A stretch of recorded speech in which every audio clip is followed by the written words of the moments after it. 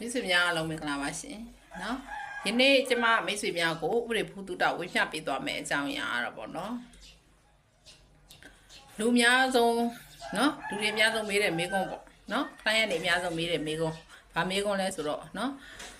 ဆရာမ3နှစ်နော်3မို့အဆက်အသွယ်မရှိဘူးဆိုလို့ရှိရင်နော်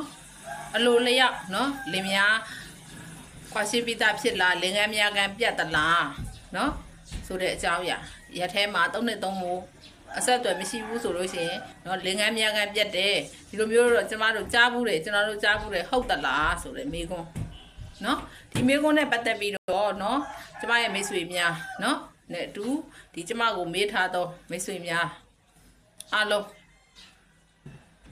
ဥပဒေဖူးတုတရစေရန်လို့ငါကျမဒီမေးခွန်းကိုဒီကနေပဲဖြေချပေးပါတယ်အဲ့တော့3နှစ်3မို့လေများ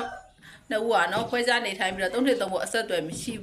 လို့ရှိရင်เนาะဒီအထက်မှာပြောနေတယ်เนาะဟိုလင်္ကာများကပြတ်တယ်ကွာရှင်းပြီးသားဖြစ်တယ်ဆိုတဲ့အယူဆဟာเนาะမှားယွင်းပါတယ်เนาะမဟုတ်ပါဘူးเนาะဒီမြန်မာတလေထုံးတဲ့ဥပဒေအရပဲဖြစ်ဖြစ်เนาะတခြားဘာသာဝင်တွေလည်းဒီလိုပဲเนาะဒီ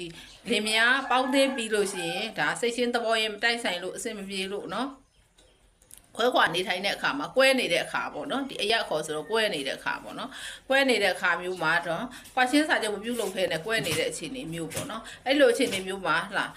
3နှစ်3မို့လင်းရလဲအဆက်အသွယ်မရှိဘူးမယားကိုမယားကလည်းလင်းကိုအဆက်အသွယ်မရှိဘူးနော်ဒီလိုမျိုးအဆက်အသွယ်မရှိတဲ့အတွက်ဒါကြောင့်မို့လို့ဒီလင်းမယားကွာရှင်းပြတ်ဆဲခြင်းဟာနော်အတီးဖြစ်တယ်လို့နော်မှတ်ယူလို့မရဘူးနော်ဥပဒေမှာကဟုတ်လားလင်မယားကွာရှင်းပြတ်ဆဲမယ်ပေါင်းတင်ဆက်ရှက်မှုမရှိဘူးเนาะဘလို့မှဒီယောက်ျားနဲ့ဒီမိန်းမနဲ့ကိုဟာရှေ့ဆက်လို့เนาะအစင်မပြေတော့ဘူးဆိုလို့ရှိရင်တရားဝင်ကွာရှင်းစာချုပ်ချုပ်ဆိုရတယ်เนาะတရားဝင်ကွာရှင်းစာချုပ်ချုပ်ဆိုပြီးတော့မှเนาะဒါတရားဝင်ကွာရှင်းမှုမြောက်တယ်เนาะအဲ့တော့3နှစ်3မို့เนาะအဆက်အသွယ်မရှိတော့တာနဲ့ပဲเนาะ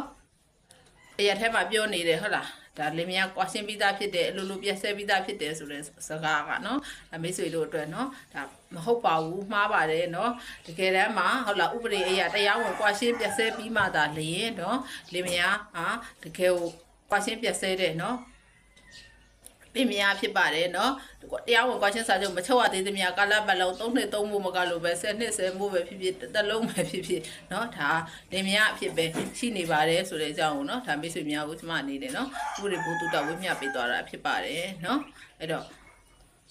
ဘာပဲဖြစ်ဖြစ်နော်မိတ်ဆွေတွေတိလို့တဲ့အကြောင်းအရာလေးတွေရှိရင်လည်းပဲ comment နေပြီးတော့မေးလို့ရပါတယ်ဖုန်းဆက်မေးလို့လည်းရပါ